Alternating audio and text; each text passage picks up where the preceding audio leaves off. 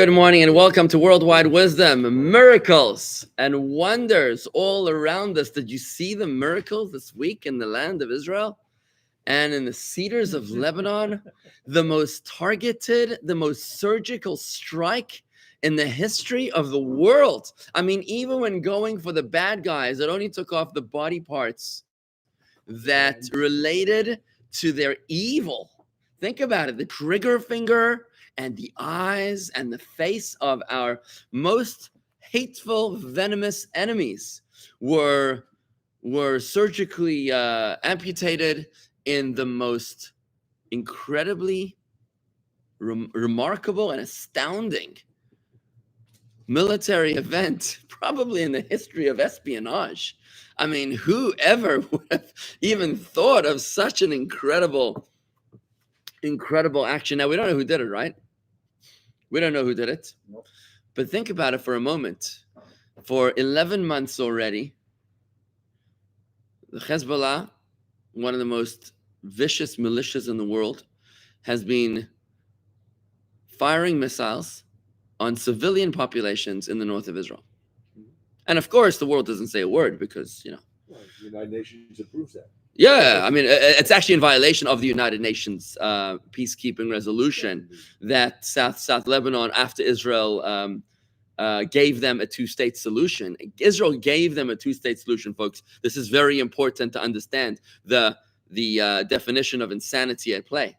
We gave them a two-state solution in South Lebanon when we disengaged from South Lebanon. And what did we get? A terror state. We disengaged from Sinai. And what did we get? Egypt smuggling missiles and weapons and everything into Hamas's oxygen tunnels through Rafah, the Philadelphia corridor, into Gaza. We gave them a two-state solution in Gaza, and we've got 3 wars in less than 20 years. We gave them a two-state solution in West Bank as well, where we have given them autonomy, and look at what is going on over there. So maybe we should give them again a two-state. Sure, this makes sense, right? This makes a lot of sense. We should give them another two-state because this time around, it's going to be peaches and cream, right? So here's what happens. These guys have been firing missiles.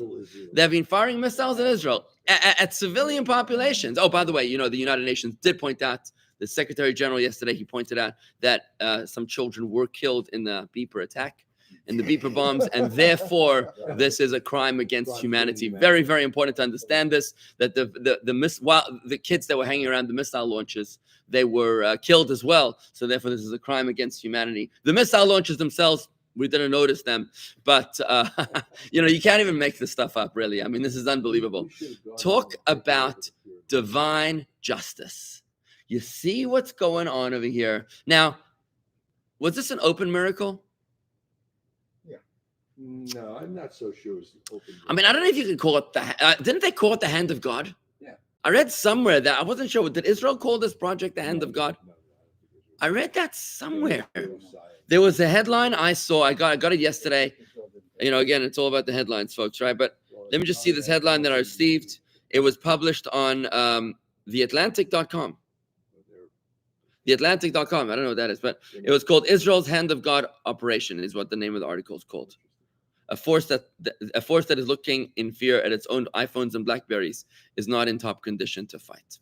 The hand of God. I don't know who came up with his name, but it's pretty cool. The hand of God, right? Where you look at this operation, you say, wow, don't mess with the Jewish people, man. Those who bless you will be blessed, and those who curse you will be cursed. This is really something that's going on over here, which ties in so beautifully with what we learned in the Torah portion this week. Now, the Torah portion this week is pretty intense.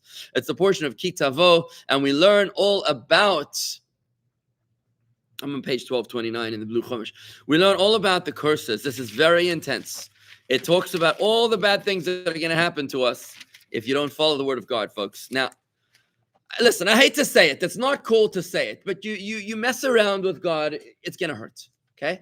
Now, I know that we want to be secular, and I know that we're a progressive culture, a modern society, and that we don't subscribe to such trivialities, archaic and primitive notions like believing in a higher power, right? Wherever that comes from. But listen, you can't mess with the master of the universe.